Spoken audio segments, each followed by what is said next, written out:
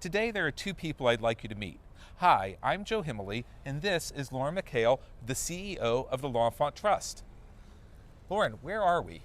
We are standing in the Anacostia Historic District in Washington, D.C. This is 1220 Mapleview Place at the corner of Mapleview and Mount View in the center of the Historic District and just steps away from the Frederick Douglass Historic Site, Cedar Hill. So what is this and what's going on with this house? This is a Queen Anne style house built in 1902 as a two-family home. So there was a unit on the first floor and on the second floor, and our plan is to take it back to exactly that.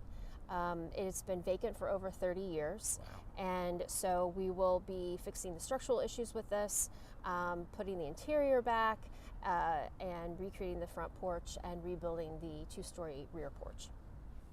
So how did L'Enfant Trust get involved with this?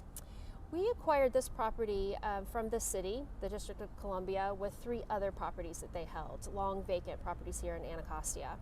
The 3 that were done prior to this are completed and sold to first-time home buyers, and now we're able to start this 4th property. This will be our largest project to date in the Historic District. And how long have you been working on this project?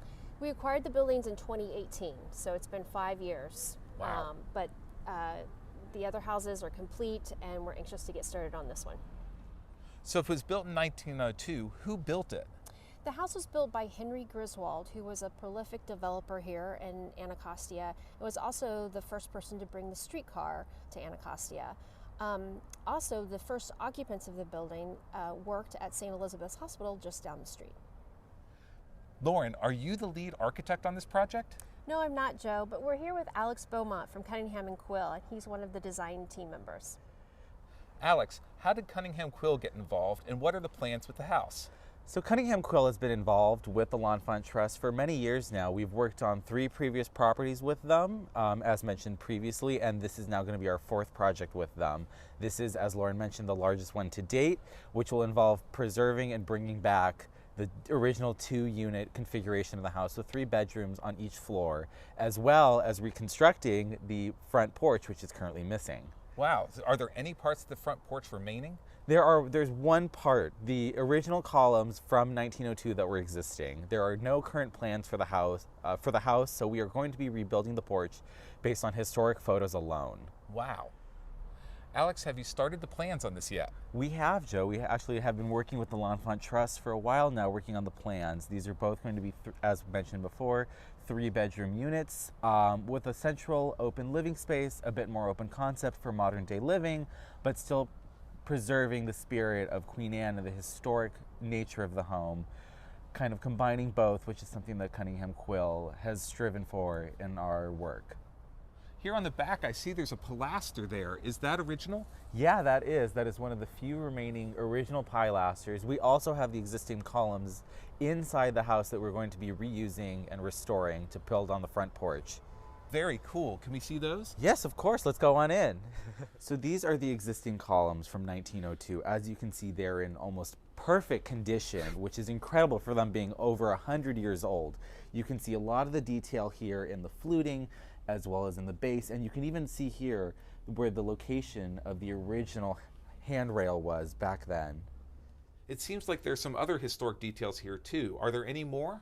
Yeah, we have a couple brackets that I can show you as well. Let's go back outside. So this is one of the original brackets of the home that was used on the porch that we're going to be putting back on. As you can see here, we have a lot of beautiful detailing. We have a nice OG edge, typical quintessential Queen Anne details that we're going to use to help preserve the spirit of the home, but also bring it into the 21st century. So there aren't many details left. We've still got the original staircase, but what's the deal with all the 2x4s and 2x6s? So those are the temporary bracing of the house right now. Because the home has been left vacant for over 30 years, the structure has started to fail a little bit, giving it a distinctive lean. So this temporary bracing right now is helping support the home before we go in and do a full restoration of the space. Lauren, we saw the before. Have you completed any other houses nearby? Yes, actually, this is 1347 Mapleview Place. We call this house Little Green because Big Green is right down the hill. This house was built in the late 1880s, and the trust acquired it in 2013 and finished it in 2014. Lauren, there seem to be a lot of interesting details here. What's that at the top? That's called a ventilator, and it allows air to get into the attic space, but it's also a fun decorative feature that you find on a lot of homes in Anacostia. And it looks like the siding has some very interesting reading detail. Is that original? It is original. All of the siding on the front of the house is original, and on the sides and back where we had to reconstruct the house, we had matching siding milled. Wow.